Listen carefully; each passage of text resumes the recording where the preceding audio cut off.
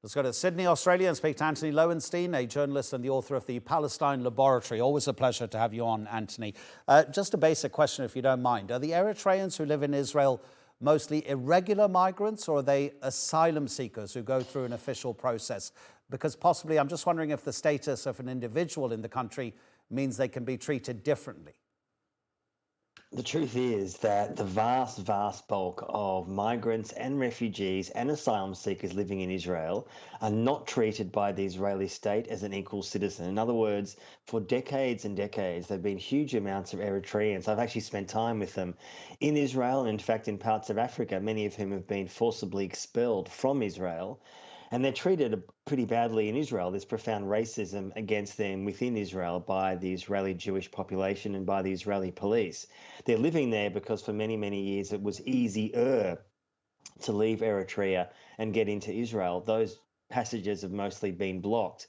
So the majority of Eritreans who are living in Israel are there, who have been there for a number of years. And it seems to me that Israel itself has, as you said in your introduction, the Israeli government for years, and many Israeli Jews, although of course not all, regard them as infiltrators. They don't want them there. And in fact, they've been looking for years for ways to get rid of them and kick them out of the country.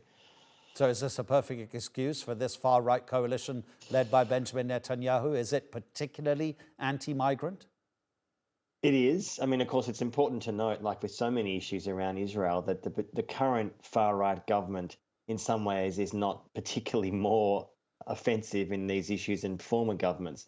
What I mean by that is that much of the action that's taken place in the last decade or so, where huge numbers of migrants who had legitimate fears for their safety from Eritrea, from Sudan, from other countries, were forcibly kicked out of Israel, sent to other countries in Africa. And as I said, I spent time with some of these people who had been living in Israel, who were then trying to find an existence in places like South Sudan. I mean, the idea that an Eritrean migrant would leave Israel, not by choice, end up in South Sudan, a country at war, just shows how desperate these people are. So yes, I do fear that this will give the so-called justification for Israel to kick these people out. And it's important also for viewers to know that Israel, ever since its birth in 1948, has a really dark history when it comes to both black Jews and also black migrants themselves. Profound racism. And of course, there are Israeli Jews who support these people. Obviously, there are. But in terms of the state, for decades and decades, there has been huge discrimination against black migrants, against black Jews themselves, often who came from parts of Africa, including Ethiopia.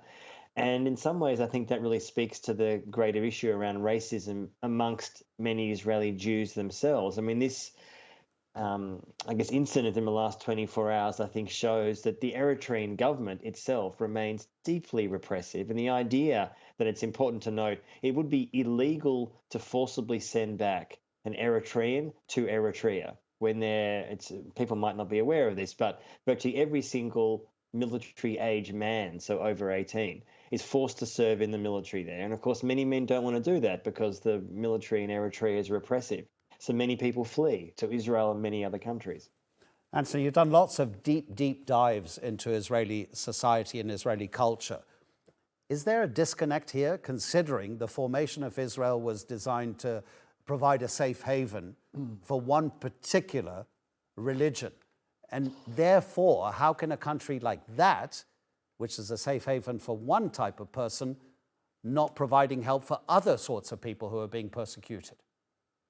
I mean, that cognitive dissonance is so real. And as you say, I've written about that for many years, as other people have as well, that it really goes, I think, to the heart of Israel as an ethno-nationalist state, where for the majority of Israeli Jews, and I would argue far too many of the Jewish diaspora and much of the Western world for that matter, in terms of leadership, they view the idea that a state that prioritizes Jews over anybody else, which is what Israel does, is legitimate, that somehow because of the Jewish history, and as I said, I speak as someone who is Jewish myself, because of our history, because of the Holocaust, because of undeniable, profound anti-Semitism in really forever, but particularly in the last 100 years, it's okay for Israel to behave this way against black people, against Palestinians, against anyone else. And the fact is it's not. And I think many people outside Israel are probably very aware of the racism against Palestinians, but are far less aware of the profound racism against many black migrants and black Jews themselves, many of whom came from parts of Africa. So I think that kind of racism and that double standard is what, for many, many Jewish people, including myself, find so distasteful about Israel, and why many people, including me, are very critical against these actions. Antony, always appreciate the contributions. Thank you so much indeed. Antony Loewenstein in Sydney.